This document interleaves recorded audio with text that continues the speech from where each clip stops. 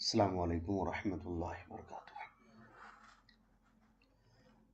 This is the first chapter of book Tasheel Un Nahw. Before starting this chapter, it is very important for us to understand that this book is not for beginners, and if you haven't understood or learned any simple Nahw book, then you may be find this book very difficult to understand. So my suggestion is to, if you are the beginner and if you haven't learned any or understood at least a few terms of Nahw and Sarf, then first try to gather some information about Nahw and Sarf from the other Nahw books, and then come to this book to and learn it, because this is not a basic Arabic book, basic Arabic grammar book, but you can say it's a middle level of Arabic grammar book, one of the middle level of Arabic grammar. But I will try to explain this, inshallah, in the easiest way as much I can. So still, if you are starting the learning of Arabic grammar by this book only, it's okay. You can continue, and let's see how long you can able to understand it. And if you find some understanding some topics very difficult in the middle of our session or in few chapters, then you can just keep in mind that this is not the absolute beginner's book. So you can go back and try to learn from different source about the few terms and concept of Nahu, and then you can still continue with this book also. So what we should gather from all my conversations right now is that this book is not for the big. This book should not be started as the first Arabic grammar book of Arabic grammar book, because this is not. This is a low or a middle level Arabic grammar book. Now, chapter one. Chapter one have a multiple sections like section 1.1 or 1.2 and all. So first, let's understand. I'm going to teach you this book in a two different way. First, I will explain myself what are the things discussed in this chapter, and then after in the second method, in the second step, I will be reading all the things which is written under this chapter, and then I will try to explain. So the section one, An-Nahw Arabic grammar. So first question is what is Nahu? Why we understand or why should we study Nahu? See, it's a very simple concept. The whole Arabic language is just made of three things: ism, fail, and harf. So the fail is discussed under the book named Ilmus Sarf or Sarf, and Nahu and harf, sorry, Ism and Harf is discussed or taught under the book name Nahu. So the main purpose to understand the Nahu is to learn about Ism and Harf. But that's not the ultimate reason. Why? Because what we will do after knowing the Ism and Harf? So our main purpose is to understand the concept of Ism and Nahu. So we will be able to learn how the words are joined together, how sentence is formed, what are the Arabs and why, what are the reason behind the Arab of any word. Arab means zabar zair pesh or zamma fatha kasra, which comes in the end of any letter. So the now the definition can be made like this: and now is a study of ism and harf, which explain us how the Arabic words are combined and joined together, what are the reason behind their Arab, and how we will be able to translate those words correctly. This is the definition of ism.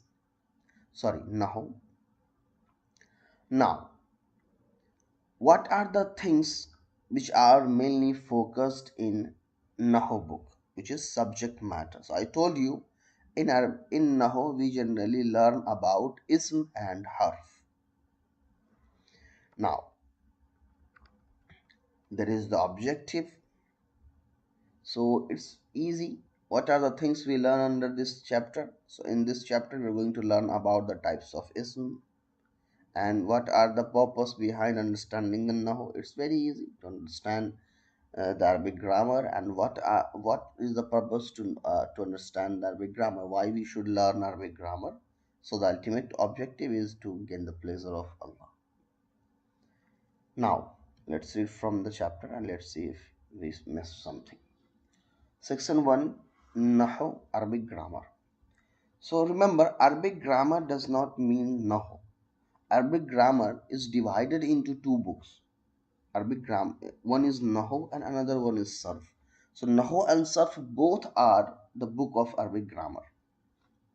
Definition: Nahu is a science which teaches how to join a noun, a verb or particle to form a correct sentence, as well as what the Arab, the condition of the last letter of a word should be. I already explained you the definition, that why we learn Nahu. We learn Nahu to understand the Arab of any word and how those words are joined together to form a complete or incomplete sentences. Subject matter. Is subject matter is kalima, a word, and kalam, a sentence. Subject matter is kalima. Kalima is a ism as well as fi'l and harf also, but mainly we discuss about ism kalima in this book, and kalam, a sentence which is joined together. In sentence there may be a lot of ism as well as fi'l. Objective: the immediate objective is to learn how to read, write and speak Arabic correctly and to avoid making mistakes in this.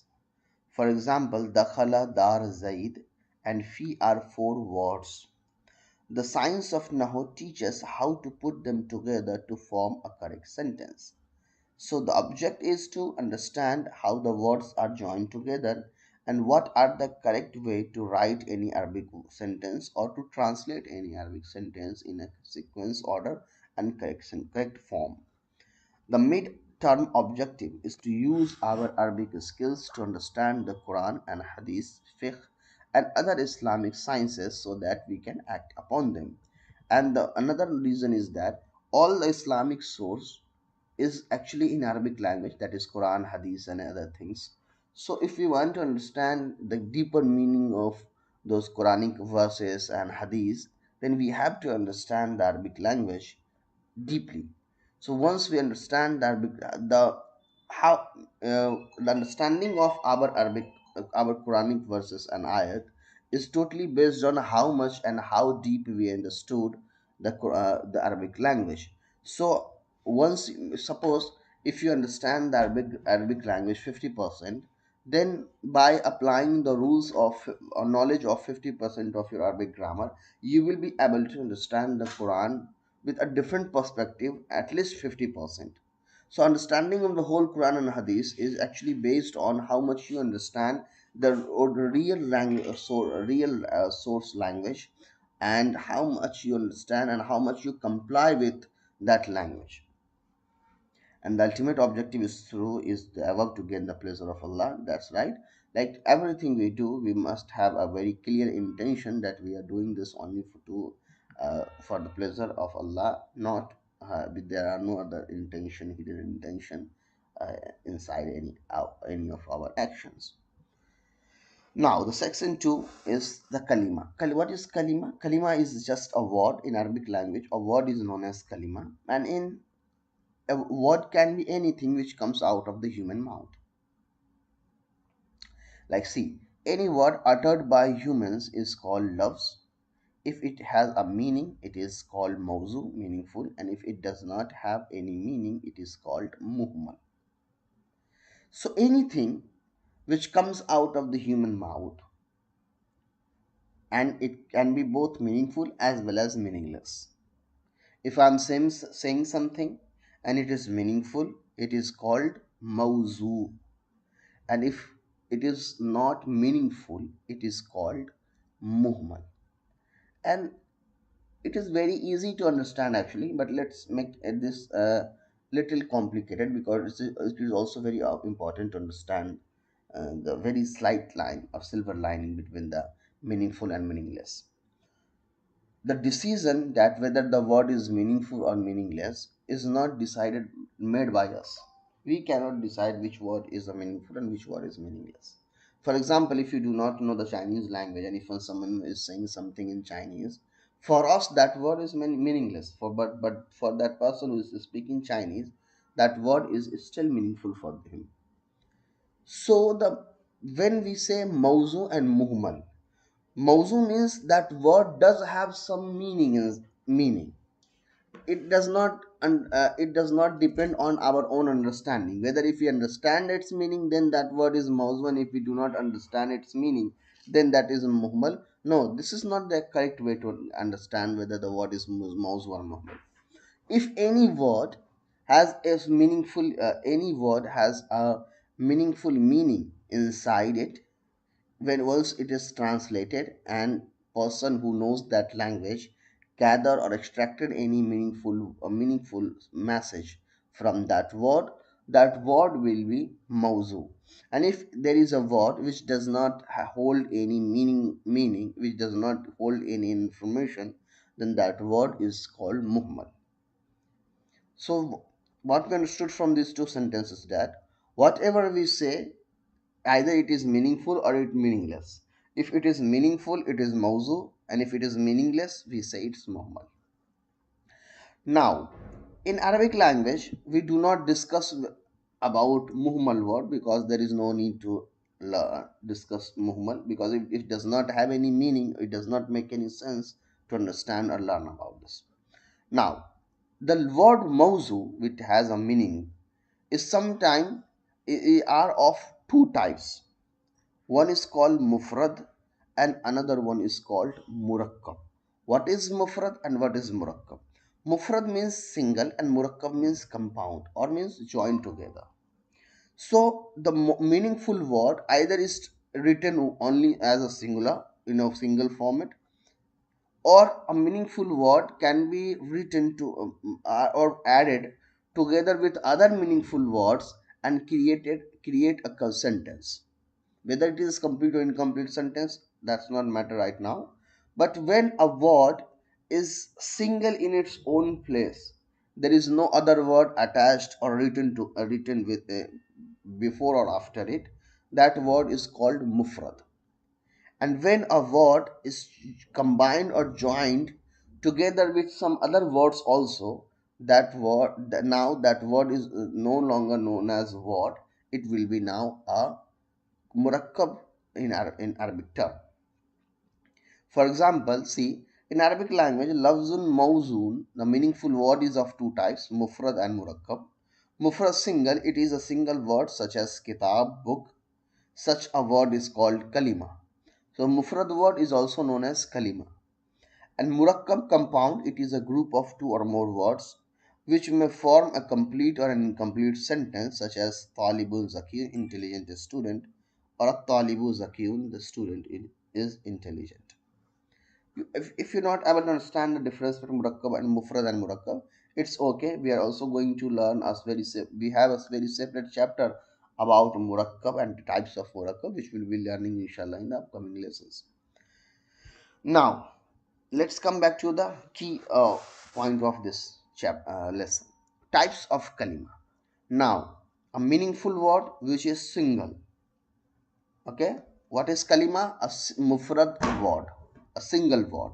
So in Arabic language, there are three types of single word. One is ism, that is noun. Another one is fail, that is verb, and the last one is harf, that is called particle. Now, I told you that the whole Arabic language is just made up of these three things: ism, fail, and harf. After ism, fail, and harf, there is no another word in Arabic language apart from these three. So, if you look into the Quran or Hadith, or any person speaking Arabic, if you go deeper, understand, or try to extract all the ism, fail, and harf, you will only able to find ism, fail, and harf. There are no any other fourth word which is in the Quran or Hadith. So whether it is a whole Quran is just made up of three things, that is ism, fi'l, and harf, which are combined together to form a meaningful and a required sentences or information. I'm also going to explain you apart from this chapter. So first let's understand from this. If you're not able to understand, just stick with me. I'm going to explain you this in a very another way and in the easiest form, inshallah. Now, noun. The classical definition: it is a kalima whose meaning can be understood without the need to combine it with another word, and it does not have a tense. So what is kalima ism? Kalima ism. There are two definitions mentioned in this book for ism. One is the definition which we were all the scholars of Nahw were using in their books, like let's say uh, just before 1,000 years or 500 years before. So that meaning was a kalima or ism is a word which meaning can be understood without combining it with another word. Or in the simple way, we can say ism is an independent word with its own meaning, which means we do not have to add this ism with any other ism fail or harf to understand or extract the exact meaning. That ism word is capable of providing the meaningful sense or meaningful information by its own. There is no need to add that ism with any other word. So that this type of word in Arabic language is known as ism, and it does not have any tense. What is tense? Tense is just a time. There are three types of tense: past, which gives the information about something happened in past; another one is present, which tell us about the things happening right now; and the future, which tell us about the things which will happen in the future. So when we translate any ism word, that word will have some information, it will give some meaning, but that meaning does not attached with any of the tenses. Like that word, for example, if I'm saying rajulun, rajulun is an Arabic word which has its own meaning, a man. To understand the meaning man, we do not have to add rajulun with any existing or any other Arabic word. But why? Because rajulun is capable of providing the meaning by its own, and that is man. But again, when we are saying rajulun means man, we are not adding the man or attaching a man with any tense. Like we are not understood by this that man is in the past, present, or future. It simply gives a rajulun means man, but it does not provide whether the man is attached with any time period or not. So these types of Arabic word which they have which does have one independent meaning its own, and they are not attached with any time period, or in another way we can say they do not provide information about the time in which that word is exist. It is called tense, sorry, it is called ism. Now,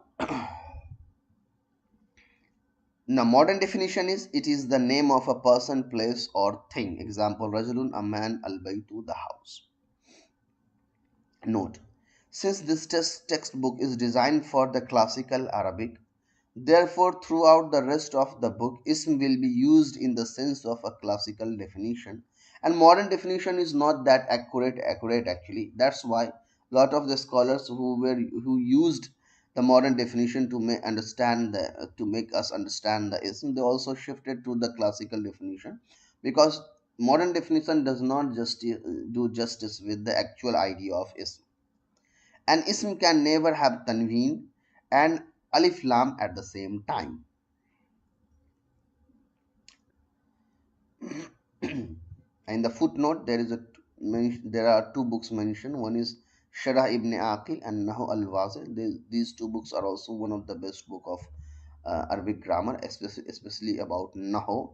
And everything which is written in this book is actually gathered from these two books, Nahu al-Wazir and Sharah ibn Aqil. Now let's learn about verb. Classical definition: it is a kalima whose meaning can be understood without the needs to combine it with another word, and it has one of the three tenses: past, present, or future. Modern definition: it denotes an action, but the modern definition is also not accurate.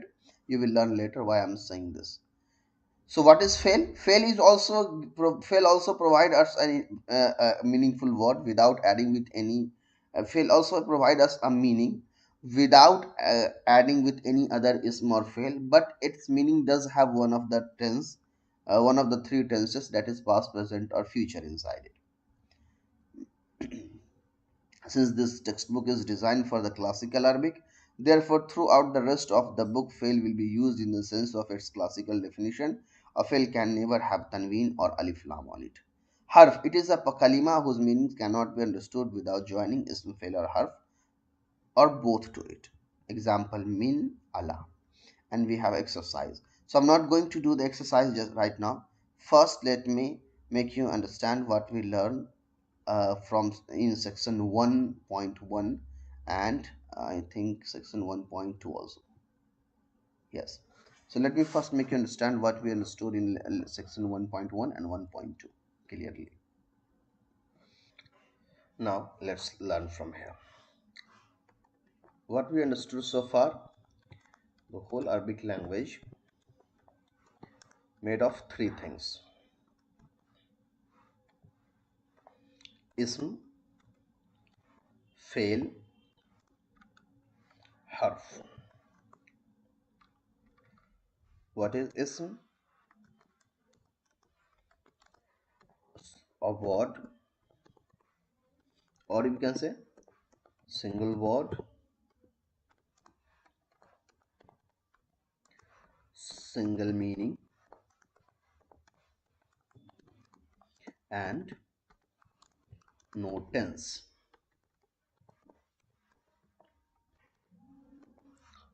What is fail? Single word,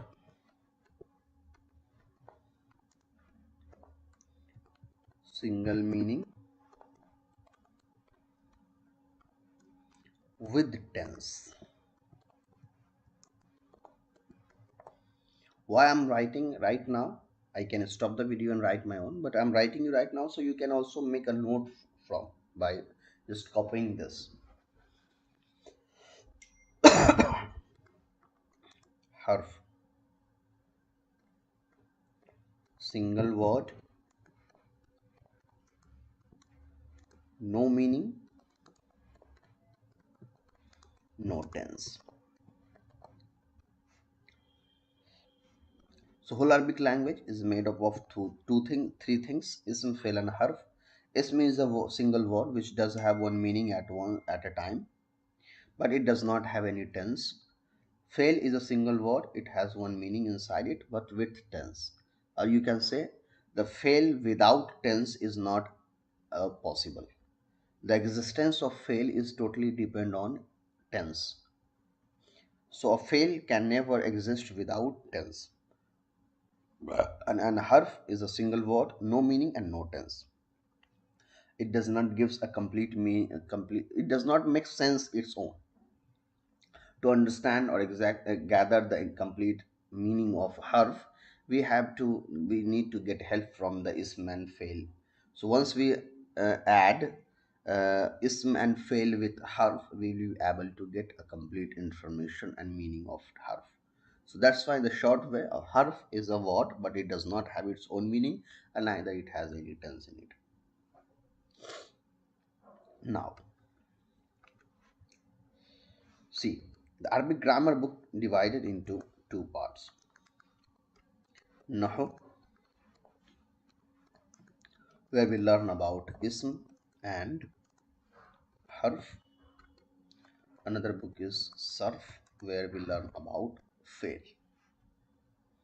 Then you can say ism as kalimatun.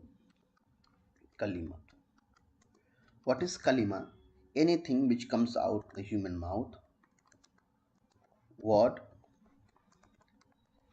comes out of human mouth. Or we can say when that kalima is meaningful, it is called mawzu.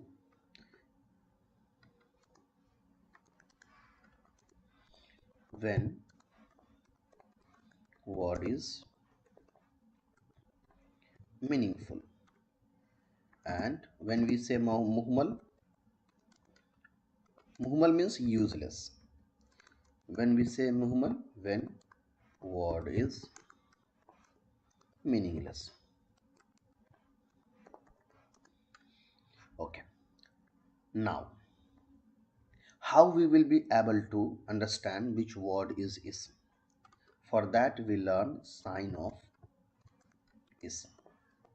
How we able to see, as we already know that the whole Arabic language is made up of three things: ism, fail, and harf. If someone give you the Quran and tell you to just let me know which one is ism, fail, and harf, it is very difficult for us to understand. Yes, if we know the translation, it may be easy to check whether this word have any tense or not. If the word does not have any tense, it is ism, or if it has a tense, it is fail. But still, knowing the translation is a very hard part.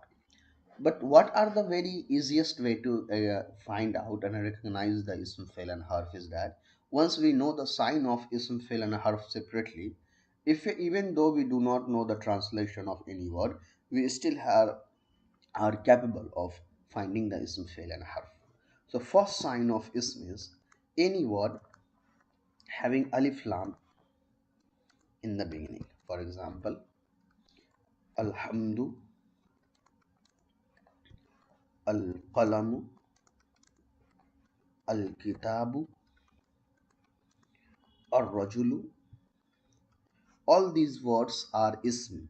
Why these words are ism? Because these words start with alif lam. So any word which has alif lam on it, that word is ism. And remember, if we are learning the sign of ism, and alif lam is one of the sign of ism, it means alif lam will never comes on fail or harf. Every sign is separately to its own kind. Now the second sign of ism is tanween. Tanween means dual zamma, dual fatha, dual kasra. Like rajulun, qalamun, ilmun. All these words are ism because they all have tanween on it. One thing which we have to remember right now is that you cannot say al qalamun.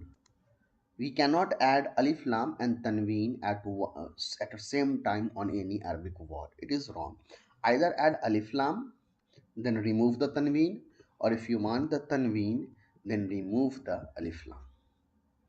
And why we cannot add these two, alif lam as well as tanween, together on any word, we will be learning inshallah this in the Marifa Nakira chapter, not right now. Now let's understand the third sign of ism. The third sign of ism is having tanis in the ending, like imra'atun, salatu, zakatu. Why all these words are ism? Because they all have tanis in the ending. These are the three signs of ism. There are also more signs of ism, but we will be learning inshallah in the upcoming chapter. Now let's learn about the sign of fail.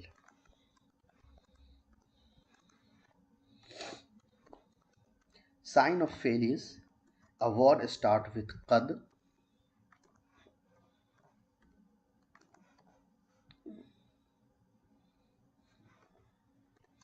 Qad, for example, qad alima. So here alima is fail. Second, a word start with lam, like lam yans, lam ya'lam. So here ya'lam is fail. Third is a word start with lan, like lan ya'lama. Here ya'lama is fail. And then the fourth one is a word start with sawfa, like sawfa ta'lamun. So here ta'lamun is fail. So these are the four sign of fail. There are still few more sign of fail, but we will be learning inshallah later in the separate chapter. Now what are the sign of harf? So there are no sign of a harf. We have to memorize it by heart. Now I hope now when we go back to the exercise, you will be able to understand the which one is ism, fail, and harf inshallah. So let's understand the signs one more time. word with alif lam or tanween or tanis is ism. A word with kad, lam, lan or sawfa is ism. And if any word does not hold any sign of ism, it is definitely fail also. Let's see.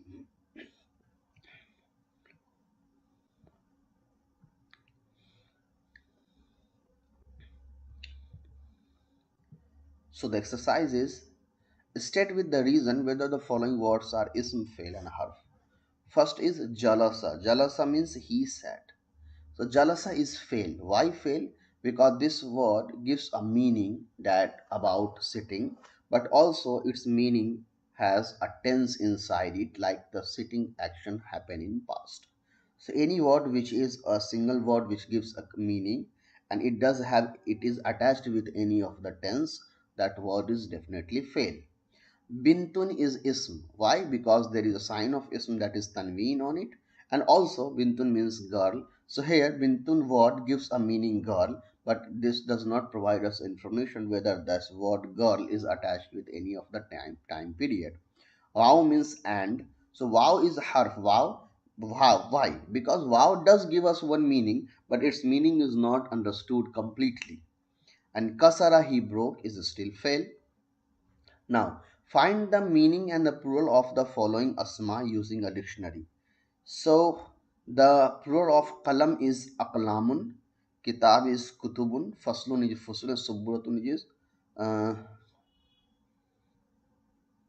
okay, let me write this here.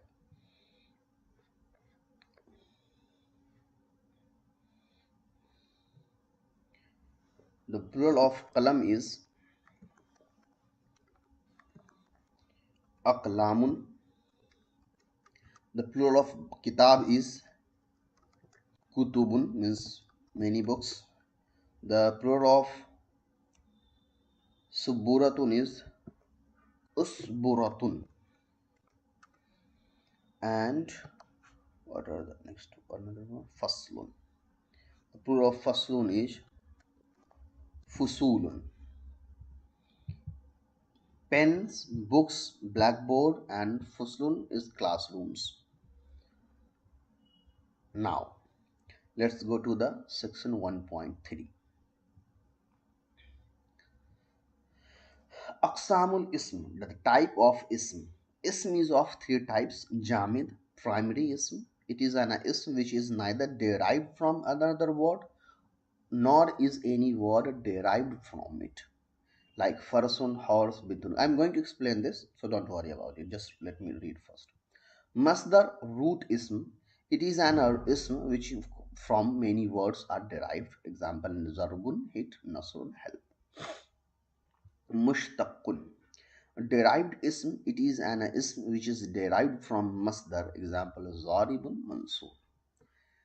Types of fail. Fail is of four types. Al-mazi, past tense. Example, he hit. Zaraba, he hit. Al-muzare, the present and the future tense. Example, yazribu, he is hitting or he will hit. Al-amru, positive command or imperative. Izrib, hit. Al-nahyu, negative command or prohibitive. La tazrib, do not hit. Types of particle. Aqsamul harf. Harf is of two types. Amil, causative particle. It is a harf which causes i'rab change in the word after it. Zaidun fil masjid. Zaid is in the mosque. Ghayru amil, non-causative. It is a harf which does not cause i'rab change in the word after it. Example, summa and aw. Okay. Now let's understand the section 2.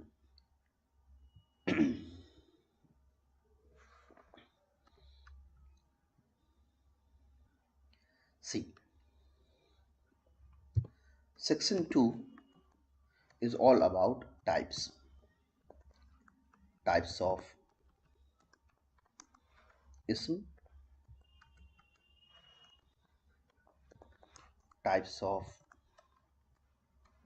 fail, and types of harf. So let me teach something by which is out of this book. Sorry, sir. One teacher got a call. Now, see. So I'm going to tell you something which is outside of this book, but it is very important for you to understand right now. Types of ism is actually based on multiple things. First type of ism based on origin.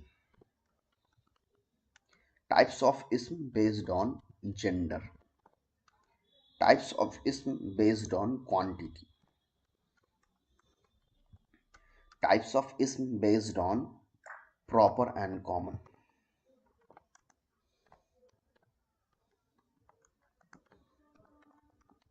And the fifth one is types of ism based on i'rab. These are the 5 types of ism actually. Now types of fail is one. First one is mazi. Let me write this also in Arabic for you. Mazi. Second one is muzare. Third one is amr.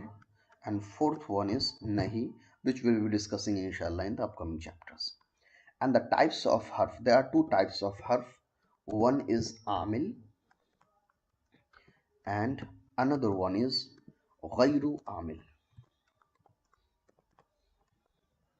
Now first understand types of ism based on origin. Types of ism based on origin. So on based on origin, ism are divided into 3 types: jamid, masdar and mushtaq. Now the question is, what is jamid, masdar and mushtaq? So before understanding what is jamid, masdar and mushtaq, let's understand what is the meaning of origin. So let's first understand the origin. What is origin? Origin means whenever any word for the first time it came in existence, or the first time when that word is introduced in Arabic dictionary or language, that is the origin of that word. For example, let's go back 100 years or 200 years before back. So there is a no existence of cell phone that time. So in Arabic there were no word to tell us about cell phone. There is no word for cell phone. But once the cell phone is developed, invented, now the Arabic language also required to add a word which is used to tell us the cell phone in Arabic.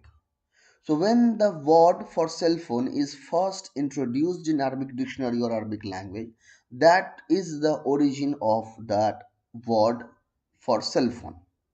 So whenever in Arabic language any word is introduced for the first time, it is known as the origin of that word. Now in Arabic language, there are 2 methods to create a new word. First method is either we create a word with existing Arabic word, with the help of the existing Arabic word. For example, there is already a very similar word existing in Arabic language, and when we have to create a new word, we simply get help from that existing Arabic word and then create the new one. That's the first method. Second method is we do not get help from the existing Arabic word. We create a complete brand new word, and there are no any similar existing Arabic word like that. So 2 methods: either we get help from the existing Arabic word, or we do not get help from the any existing Arabic word. We simply create a new word. So under Jamid, so what is the definition of Jamid is that Jamid means all those ism which are a brand new word, not extracted or derived from any existing Arabic word.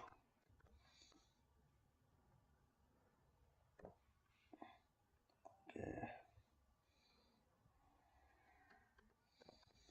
So what is Jamid? A completely brand new word which are created by its own by not getting help from any other existing word. These are Jamid. And also when any word or simply just say ism comes under the category of Jamid, it means Jamid will also not help another word in its creation. So it means Jamid is a type of ism which neither created nor will create any word in Arabic language in future.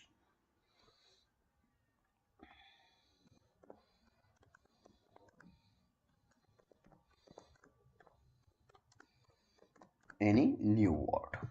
This is Jamid. What is Masdar? Masdar is also like Jamid, a brand new word, but there is a difference. It will create lot of other words.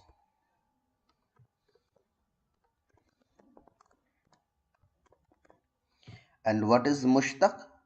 Mushtaq is simply created by created by Masdar. Now, you may be wondering how we will be able to understand which word is Jamid, Masdar and Mushtaq, how the new word is created, how we can able to understand it. You do not have to go for all these things. By the time you will be simply able to understand which word is Jamid, Masdar and Mushtaq and how all these words are created. Right now, you do not have to worry about these things. So the first type of ism is origin, and under origin we learn about three types of ism based on origin. Jamid, neither created nor will create any word. Masdar, not created from any existing word, but in future it will create lot of words. Mushtaq, created by Masdar.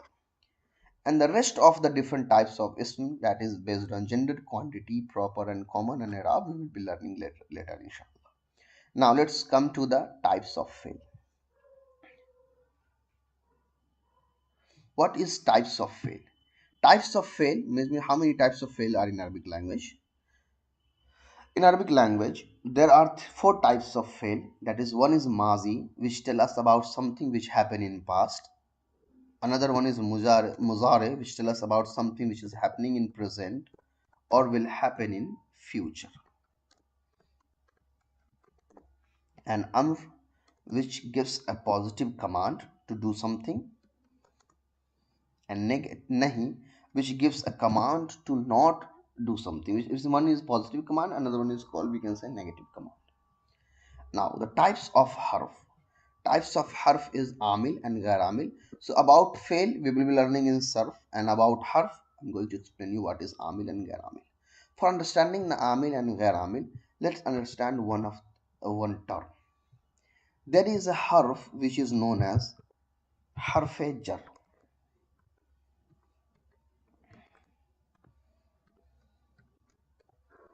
Harf jar. Harf jar is a group of harf jar is a type of subcategory of a harf, we can say. Harf jar are total 17 in number. Few of them I'm going to write, which is most commonly used: that ba, ta, kaf, lam, min, ala, fi, ila, ghaira, an. These are the most commonly used harf jar. First, understand the reason of their name. Why these are called harf jar? Why they are called harf? We know they are not capable of providing their meaning at all, their own. Why they are called harf jar? Because they are responsible for providing the zer i'rab to ism. Why they are harf jar? Because responsible for zer i'rab to ism. What it means responsible for zer i'rab to ism? Let's understand this with example. Here I am writing rajulun. Now let's suppose I am using this harf jar. So I am adding before rajulun Allah. Once we add Allah on rajulun, the i'rab of rajulun will be changed to kasra, to zair. So now, who is responsible for the change in i'rab of rajulun word? Who changed the i'rab of rajulun from pesh or zamma to zair or kasra? That is Allah harf jar, because it is the speciality of Allah harf jar all the harf jar to give zair to that word. So that's why Allah gives the i'rab zair to this rajulun word.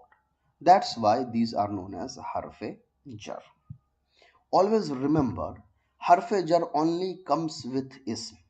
You cannot add harf jar on fail or harf. For example, you cannot say Allah Nasara where Nasara is a fail. It is wrong. You cannot add. Harf jar only used before ism. So that's why we can say harf jar is also one of the sign of ism. Whenever you see harf jar, the word just after harf jar is definitely ism. Why? Because harf jar only comes with ism. Another thing which we have to remember, how we will be able to understand whether the alphabet is harfajar or not. For example, I am writing here baitun, and if I ask you the ba in the word baitun, is it harfajar, ba of harfajar? If you are saying yes, then you are wrong. If you are saying no, then you are right.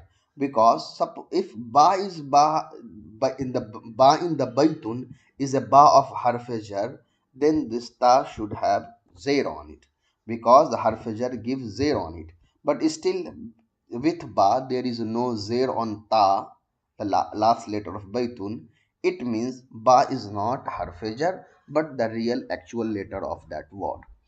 So now I hope you understand what is harfajar and what are its cows. Now let's come to the amil and gair amil. So what is amil? If someone asks you what is amil, you can say amil are those types of harf which are responsible to change the i'rab of any ism and fail. And ghair amil means just opposite, not responsible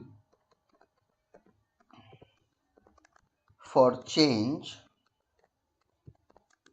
in i'rab of any ism or fail. Now if I ask you, harf jar comes under the category of amil or ghair amil. If your answer is ghair amil, then you are wrong. If your answer is amil, then you are right, because amil means those harfs which are responsible for change in i'rab. So yes, harf jar is responsible for change in i'rab. Before harf jar, the i'rab of rajulun was with zamma. When we add ala, the i'rab of rajulun converted to kasra, zair. So it means ala harf jar is responsible for changing i'rab of that ism. Understood now? Very well. Now let's solve the exercise. Correct the following words stating a reason and give their meanings. I told you in the previous that you cannot add alif, lam and tanween together at once. So either add alif, lam or add tanween. So either say al baytu or say baytun. So this is wrong. It means house. Same reason here, al warqun, it is wrong. Either say al waraku or warqun, means page. Al-Fataha. Fataha is a fail. You cannot add alif lam on fail because alif lam is the sign of ism. So Al-Fataha is wrong. Say Fataha without alif lam. Sami'un. Sami'un is also fail. How am I know all these things? Because I told you this book is not just to start with as a beginner's book. So for now, if you don't able to understand, just repeat after me. Sami'un is a fail, So you cannot add tanween on samia. The correct way is samia, which means listen. Find the meanings and the plural of the following ism using a dictionary: bustan, bab, qamar and kalbun. Let me write the trans meaning. The bustan, jama of bustan is basatin. The jama of kalbun is kilab. The jama of bab is abwab. And what was the last letter? Qamar. And the jama of qamr is akmar. Bustan means garden, bab means door, qamar means moon, and kalbun means dog. Now translate the following sentence and identify the different types of fail in them.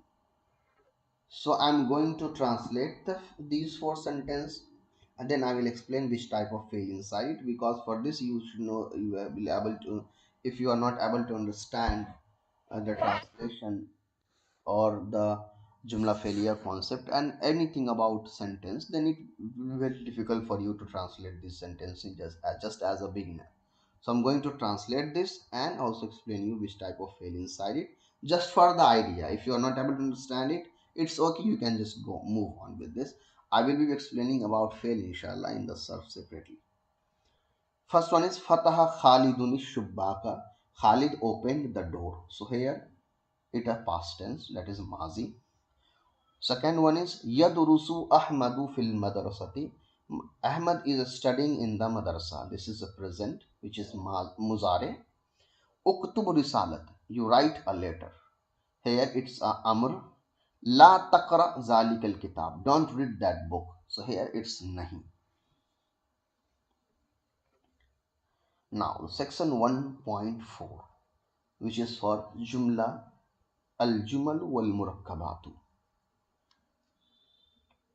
So before explaining this chapter, I'm going to explain you all these four type of ism, because for understanding this jumla we have to understand these four things properly and clearly.